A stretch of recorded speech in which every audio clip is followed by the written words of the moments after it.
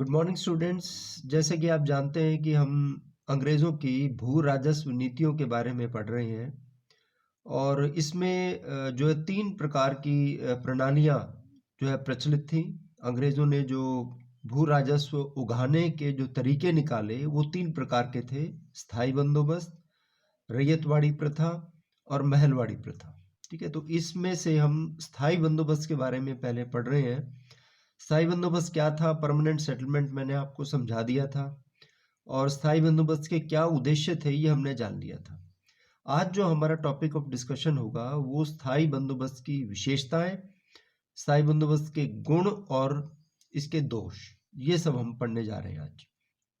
तो सबसे पहले हम विशेषताओं की बात करते हैं। तो विशेषताओं का मतलब ये है कि स्थायी बंदोबस्त क्या था, उसका थोड़ा डिटेल में जो हम एनालिसिस करेंगे। तो क्या क्या विशेषताएं थी? सबसे पहली विशेषता तो ये थी कि बंगाल, बिहार और उड़ीसा के जमींदारों को इस व्यवस्था के अनुसार स्थायी तौर पर भूमि का स्वामी स्वीकार कर लिया गया था या भूमि का अधिकार उन्हें प्राप्त हो गया था। इस स्थायी बंदोबस्त हुआ था जमींदारों के साथ।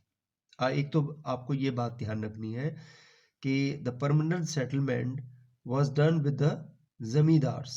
ठीक है, zamindars were made the you can say the proprietor और the holder of the land. जमींदारों को भूमि का स्वामी मान लिया गया और उनको भूमि का अधिकार प्राप्त हो गया। जमींदारों को भूमि के समस्त अधिकार प्राप्त हो गए इससे। The zamindar could sell mortgage their property, यानी वो अपने जमीन को बेच सकते थे और उसको गिरवी भी रख सकते थे। ठीक है?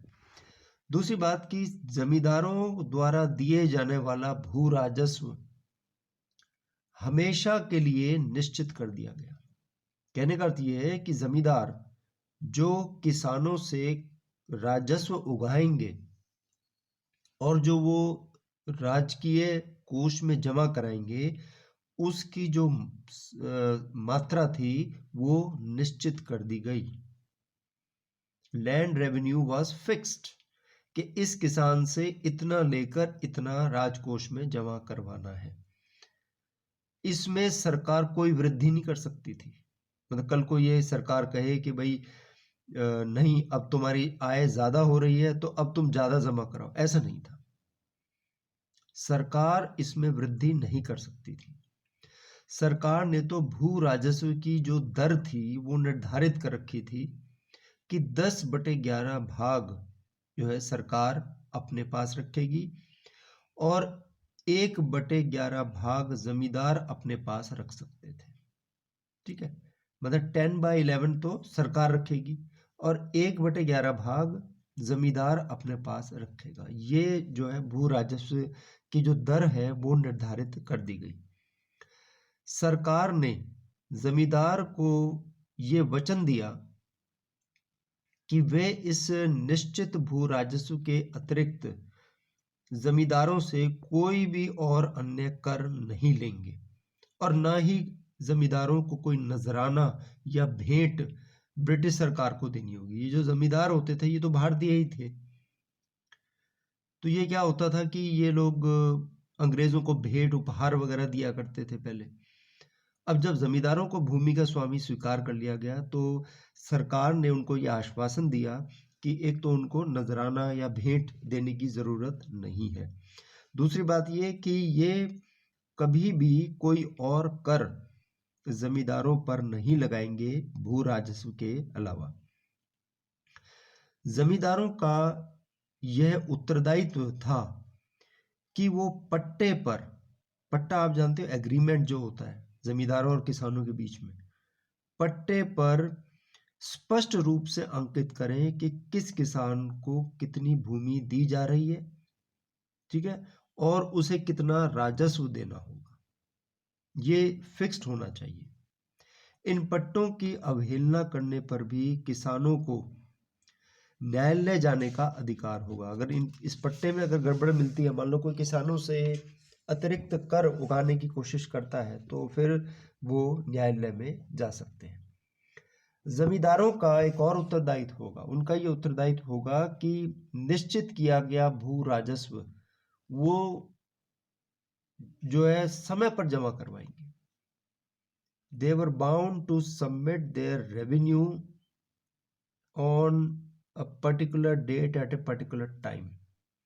इसको कहा जाता था सनसेट लॉ, SUNSET, सनसेट मतलब सूर्यास्त कानून, कि फलाने दिन सूर्यास्त से पहले उसे इतना कर जमा करवाना होगा प्रतिवर्ष।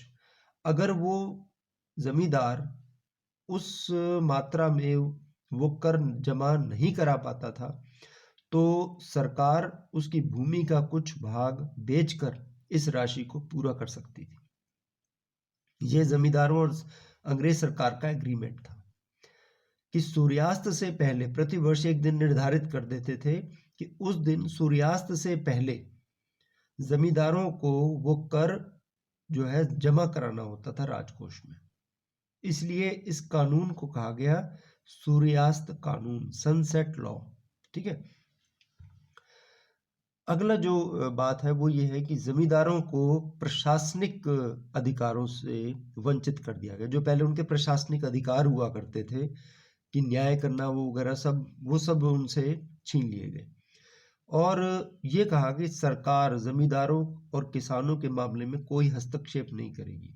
There will be no interference, the government will not meddle into the affairs of the peasants and the zamindars. ठीक है, किसानों को भू राजस्व संबंधी जो अधिकार प्राप्त थे उनसे उन्हें वंचित कर दिया गया, यानी भूमि से संबंधित जो उन्हें अधिकार प्राप्त थे। अब देखिए, इस स्थायी बंदोबस्त में किसानों को भूमि का स्वामी नहीं माना बल्कि जमींदारों को भूमि का स्वामी माना। तो किसानों के जो अधिकार थे ना भूमि पर, वो सब उनसे वंचित कर दिया गया। ये है स्थायी बंदोबस्त की विशेषताएं, या स्थायी बंदोबस्त क्या था। अब हम गुण और दोष इसके जल्दी जल्दी पढ़ेंगे। मेरिट्स क्या थे पहले देखिए। तो देखिए, बहुत से ऐसे इतिहासकार हैं जैसे पर्सिवल स्पेयर, पी रॉबर्ट्स और मार्शमैन, RC दत्त, जिसमें अंग्रेज इतिहासकार भी हैं, भारतीय इतिहासकार भी हैं। इन्होंने लॉर्ड कॉर्नवालिस की स्थायी बंदोबस्त की बहुत प्रशंसा की है। They have admired the policy of permanent settlement of Lord Cornwallis. क्या कहते हैं वो? कहते हैं कि एक तो सरकार की आय निश्चित हो गई। The income of the government was definite and fixed. सबसे बड़ा लाभ सरकार को ये हुआ कि प्रतिवर्ष जो एक उसे निश्चित भू राजस्व प्राप्त होने लगा हर वर्ष। मतलब अब उसको क्या था कि पहले भू राजस्व घटता बढ़ता रहता था और अंतिम क्षण तक जो है ना सरकार की आय का पता ही नहीं होता था कि कितनी आय होगी, कहीं से मिलेगा नहीं मिलेगा, क्योंकि फिक्स नहीं था। लेकिन अब ये फिक्स कर दिया गया तो वो एक जो निश्चित राशि है वो समय पर जो है उपलब्ध होने लगी। और इस कारण प्रशासनिक कार्यों पर किए जाने वाले जो खर्चा था उससे संबंधित अनुमान नहीं लग पाता था कि भाई इस साल कितना खर्चा, मतलब हमें हमारी आय कितनी होगी, हमें फिर किस तरह से खर्च करना है। तो अब आय निश्चित होने के कारण सरकार के लिए ऐसे करना बहुत सरल हो गया। दूसरी बात ये कि प्रशासन में कुशलता आई, द एडमिनिस्ट्रेशन बिकेम एफिशिएंट।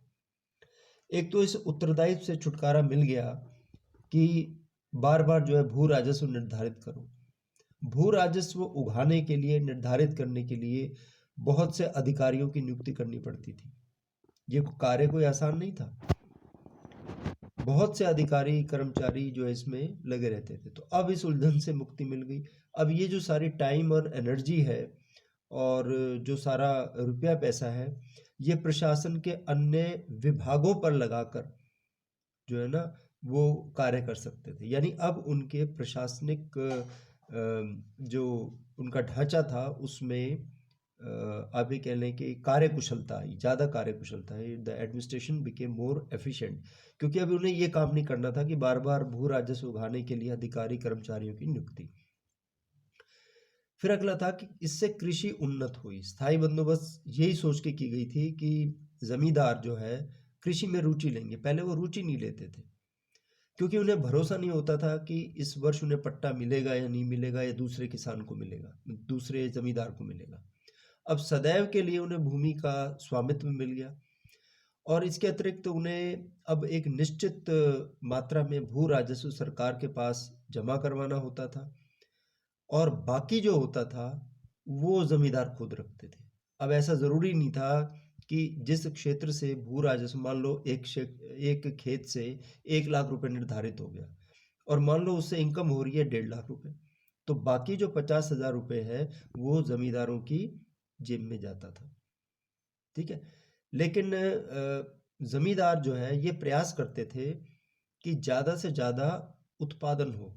उत्पादन ज्यादा होगा भाई, 1 लाख राजस्व निर्धारित कर रखा है, मान लो उत्पादन ज्यादा हो गया और उनको 1 लाख के बजाय 2.25 लाख मिल गए, तो उनको तो फायदा ही है। इसलिए उन्होंने कृषि को जो है बेहतर किया, नए नए ढंग अपनाए कृषि को बेहतर बनाने के लिए, पैदावार को बढ़ाने के लिए, और मतलब उन्होंने कोई प्रयास नहीं छोड़े कि किस तरह से भूमि को बेहतर बनाया जाए। पहले ये रुचि नहीं लेते थे जमींदार, इन्हें ये नहीं पता होता था कि अगले साल पट्टा किसको मिलेगा। फिर देखिए अगला जो लाभ हुआ वो है कि ब्रिटिश शासन को इससे स्थिरता प्राप्त हो गई। The British administration of British rule got stable. देखिए एक तो जमींदारों को भूमि का स्वामी मानकर अंग्रेजों ने जमींदारों को अपना दृढ़ समर्थक बना लिया। यही सोच के उन्होंने जमींदारी प्रथा, ये जमींदारी सेटलमेंट भी बोला जाता है इसको, स्थायी बंदोबस्त लागू किया था। उन्हें लगा कि अब ये जमींदार जो है हमारे साथ हो गए हैं, अगर कोई संकट की घड़ी आएगी तो वो हमारी सहायता करेंगे।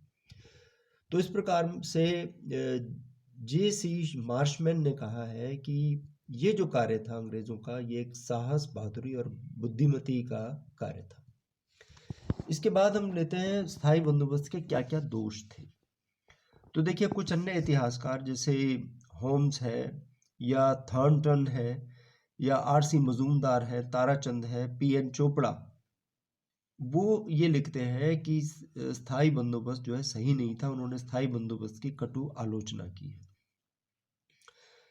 तो पहला जो हम पॉइंट डिस्कस करने जा रहे हैं वो है प्रारंभ में जमींदारों के लिए विनाशकारी सिद्ध होना। Initially it prove to be disastrous for the zamindars. आरंभ में इसके बहुत विनाशकारी प्रभाव पड़े, क्योंकि इसका कारण यह था कि सरकार ने भू राजस्व की राशि बहुत ज्यादा निश्चित की थी। ठीक है, राजस्व बहुत ज्यादा लगाया था किसानों पर, और इस कारण बहुत से किसानों से जमींदार भू राजस्व जो निश्चित कर रखा था वो निश्चित भू राजस्व सरकार के पास जमा नहीं करा पाते थे, और सरकार उनकी जमीनें बेच दिया करते थे। तो देखिए 1793 में यह लागू हुआ था। 1794 से 1815 ईस्वी के बीच में आधे जमींदारों को अपनी जमीनों से हाथ धोना पड़ा था, क्योंकि वो जितना फिक्स होता था उतना जमा नहीं करवा पाते थे इनिशियली। बाद में फिर उन्होंने, जमींदारों ने उसको सुधारने का प्रयास किया, बेहतर पैदावार के लिए उन्होंने प्रयास किया, लेकिन प्रारंभ में बहुत सी जमीनें उनकी बेची गई जमींदारों की। दूसरी बात यह थी कि किसानों के हितों की अवहेलना करना। It ignored the interest of the cultivators. स्थायी बंदोबस्त का एक प्रमुख दोष यह था कि किसानों के हितों की उपेक्षा की गई, उनको तो जमींदारों की दया पर छोड़ दिया गया। इससे क्या हुआ कि जमींदारों ने किसानों पर मनमाने जुल्म करने शुरू कर दिए, क्योंकि उनको तो वो फिक्स्ड अमाउंट जमा करवाना होता था। अब कई बार किसानों से पैदावार नहीं हो पाती थी, कोई बाढ़, भूकंप या प्राकृतिक आपदा, महामारी जैसी कोई चीज आने के कारण कई बार फसल नहीं हो पाती थी। तो स्थायी बंदोबस्त में जो रैयत होता था, यानी जो किसान होता था, उसकी उपेक्षा की गई, और वो इतने मेहनत से जो है अन्न पैदा करता था, धन लाता था, जिससे जमींदारों का गुजारा चलता था और सरकार का खजाना भरता था। तीसरी बात यह कि सरकार को इससे आर्थिक हानि हुई। देखिए शुरू में तो ठीक था, फिक्स हो गया लैंड रेवेन्यू, चलो ठीक चल रहा है, लेकिन बाद में क्या हुआ कि बाद में जमींदारों ने जब कृषि की तरफ ध्यान दिया, उनकी आय बढ़ गई, जमींदारों की मतलब आई मीन टू से पैदावार बढ़ गई खेतों में। इससे क्या हुआ, उनका तो प्रॉफिट बढ़ गया, लेकिन जो सरकार के साथ सेटलमेंट हुआ है, परमानेंट सेटलमेंट, उसकी राशि उतनी है। मतलब 1 लाख मान लो एक खेत से मान लो राजस्व उगाना है, तो वो 1 लाख रहा कई वर्षों तक, तबकि उसमें इजाफा होना चाहिए था ताकि कंपनी को और फायदा हो। तो कंपनी अपनी नगान राशि में, अपनी राजस्व राशि में वृद्धि नहीं कर सकी, इसलिए ज़्यादा लाभकारी उनको साबित नहीं हुआ। बाकी जो 2-3 पॉइंट्स रहेंगे वो हम अगली क्लास में डिस्कस करेंगे। Thank you.